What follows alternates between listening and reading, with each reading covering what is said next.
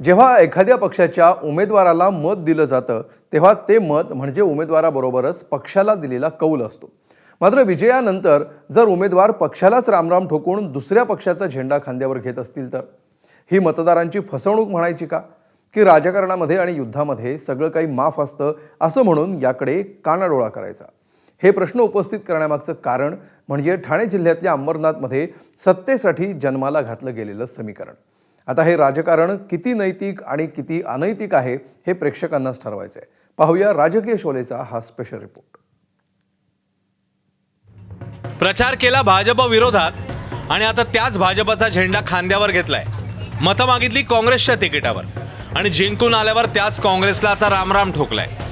ठाणे जिल्ह्यातल्या अंबरनाथ नगर परिषदेतलं सत्ता समीकरण सध्या राज्यभर गाजतंय.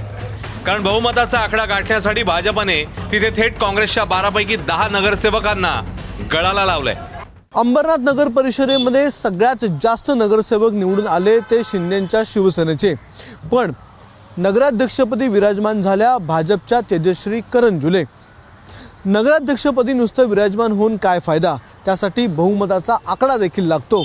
म्हणूनच भाजपने शेवटी राष्ट्रीय पातळीवरचा सगळ्यात मोठा राजकीय शत्रू असलेल्या काँग्रेसला आपल्या कवेत घेण्याचं ठरवलं आणि आश्चर्य म्हणजे भाजप त्यात यशस्वी देखील झालं. महायुतीतला मित्रपक्ष असलेल्या शिवसेनेला अंबरनाथमध्ये सत्तेपासून दूर ठेवण्यासाठी भाजपने काँग्रेसशी हात मिळवणी केली. त्यासाठी अंबरनाथ विकास आघाडी जन्माला घालण्यात आली. मात्र ही अंबरनाथ विकास आघाडी भाजप श्रेष्ठींना काही पटली नाही. कांग्रेस और एमआईएम के साथ कोई अलायंस नहीं चलेगा, ये अलायंस तोड़ना होगा.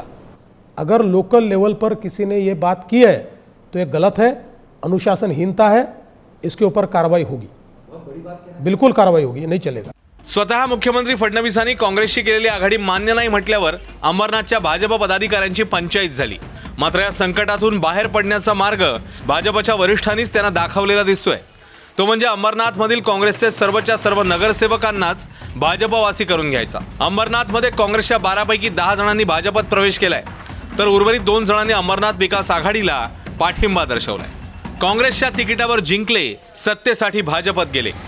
प्रदीप पाटील, दर्शना पाटील, अर्चना पाटील, हर्षदा पाटील, तेजस्विनी पाटील, विपुल पाटील, मनीष म्हात्रे, धनलक्ष्मी जयशंकर, संजीवनी देवडे, दिनेश गायकवाड ही आहे काँग्रेसला हात दाखवून भाजपात गेलेल्या नगरसेवकांची यादी.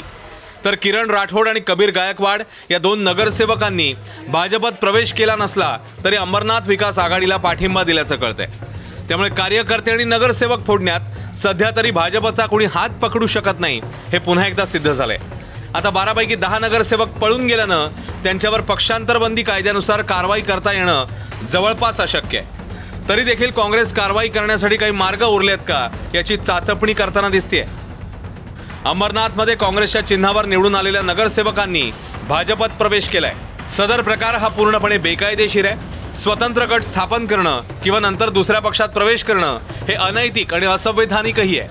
त्यामुळे काँग्रेस पक्ष या नगरसेवकांवर त्यांचं सदस्यत्व रद्द करण्यासाठी कायदेशीर कारवाई करणार आहे. निवडून आल्यानंतर काँग्रेसच्या 12 नगरसेवकांनी त्यांची भूमिका ही पक्ष म्हणून ठेवणे आवश्यक होती. मात्र त्यांनी ती भूमिका ही ठेवली नाही. त्यांनी थेट स्वरूपाच्या मध्ये भाजपमध्ये ला सपोर्ट जो केला हा चुकीचा आहे. आम्ही त्यांना निलंबित करतो. आणि बघा विडंबना, आणि भारतीय जनता पक्ष त्यांना स्वतःच्या पक्षात प्रवेश देतो. म्हणजे भारतीय जनता पक्षाने सगळ्या गोष्टी कशा गुंडाळून ठेवल्या याचं उदाहरण आहे. जेव्हा एखादा उमेदवार एखाद्या पक्षाच्या चिन्हावर निवडणूक लढतो तेव्हा त्याला मिळालेलं मत हे त्याच्या पक्षाला मिळालेलं मत असतं. मात्र जिंकल्यानंतर जेव्हा तो उमेदवार दुसऱ्या पक्षात प्रवेश करतो तेव्हा ही मतदारांची उघड फसवणूक का म्हणू नये? काँग्रेसच्या तिकिटावर निवडणूक जिंकलेले आणि आता भाजपात गेलेल्या नगरसेवकांना हा प्रश्न पडला नाहीये का? नवी मुंबईहून विनायक पाटीलसह सुरेश काटे, एबीपी माझा, अंबरनाथ. एबीपी माझा, उघडा डोळे बघा नीट.